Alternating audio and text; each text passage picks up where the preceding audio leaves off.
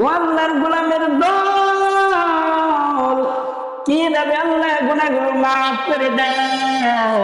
ওই যে আল্লাহর গোলাম হজ করার জন্য নাতিকে নিয়ে রওনা হয়ে গেছি।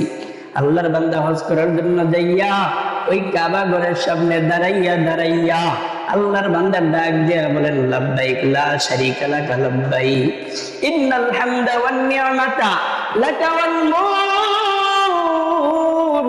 আল্লাহর বান্দা বারবার বলতেছে, লাব্বাইক আল্লাহুম্মা লাব্বাইক। ও আল্লাহ, তোমার গোলাম তোমার দরজার সামনে হাজির হয়ে গেছি। ও দয়ার মালিক, তোমার হারানো গোলাম তোমার সামনে হাজির হয়ে গেছি। বান্দা যখন বলে লাব্বাইক, ওই সাইড থেকে আওয়াজ আসে লা লাব্বাইক। না বান্দা, তোর দোয়াগুলা কবুল হবে না। আমি আল্লাহ তোর ডাক কবুল করব না। আমি আল্লাহ তোর গুনাহগুলো মাফ করব না। যা বান্দা, তুই বাড়িতে চলিয়া যা। এমন সময় আল্লাহর বান্দা আবারও বলে লাব্বাইক।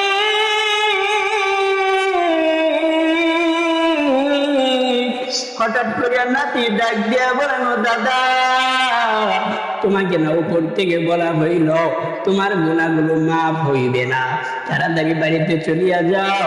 এই জায়গায় থাকার কোনো দরকার নাই, কোনো লাভ নাই।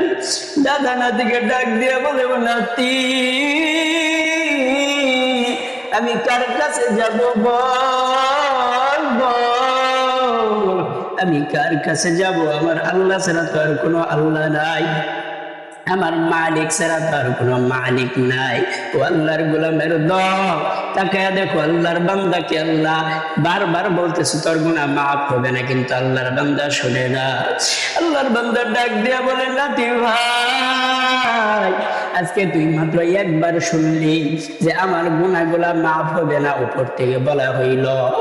এই কথাটা তো একবার নয়, দুইবার নয়, তুই একবার শোনার পরেও তোর খারাপ লাগেছে।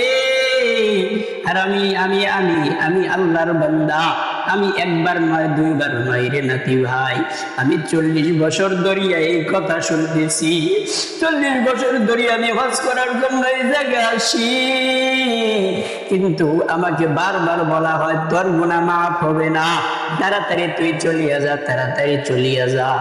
ও নাতি ভাই, আমার আল্লাহ তোমাকে বলতেছে, কিন্তু নাতি ভাই ভর, আমি কার কাছে যাব?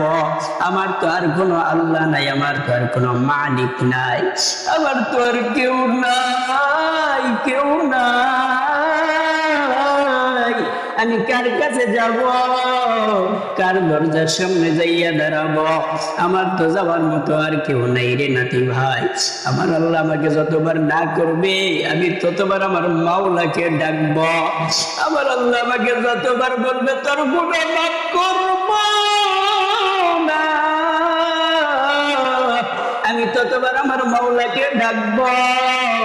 আমি মাওলার দরজা ছাড়িয়ে কোথাও যাব না।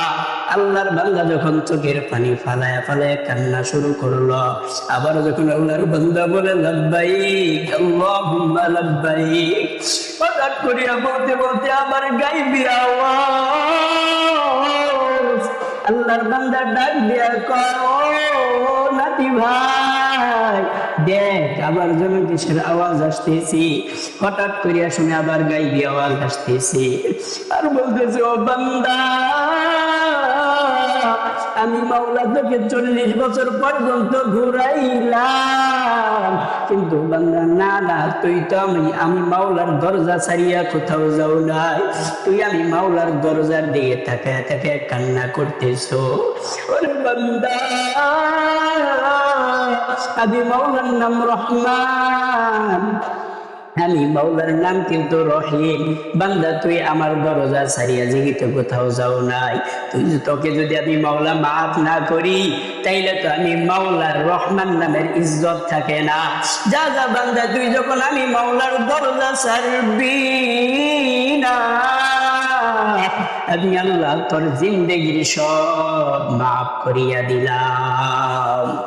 ইয়া ইলাহি তু মেরা মাবুদ है, या इलाही तो मेरा माशूक है या इलाही तू मेरा मालिक है या इलाही तू मेरा खालिक है हर गोरी दे देने तू तैयार है जो न मंगे उससे तू बेजार है ओ दुनियार মানুষ দুনিয়ার মানুষের কাছে বারবার চাইলে মানুষ বেজার আর আমার আল্লাহর কাছে না চাইলে আমার আল্লাহ বেজার আল্লাহ বলেন বান্দা বান্দির দলেরা দুনিয়ার মানুষের কাছে একবার চাইবি দুনিয়ার মানুষের কাছে দুইবার চাইবি দুনিয়ার মানুষের কাছে বান্দা তিনবার চাইবি মানুষটা বেজার হয়ে যাবি কিন্তু আমি আল্লাহ এমন দয়াময় আল্লাহ আমি আল্লাহ এমন মায়ার আল্লাহ বান্দা তুই আমি আল্লাহর কাছে যতবার চাইবি ও বান্দা বান্দির দল আমি আল্লাহর কাছে তুই যতবার চাইবি বান্দা আল্লাহ তোর জিন্দেগির সমস্ত চাওয়া পুরা করিয়া দিব।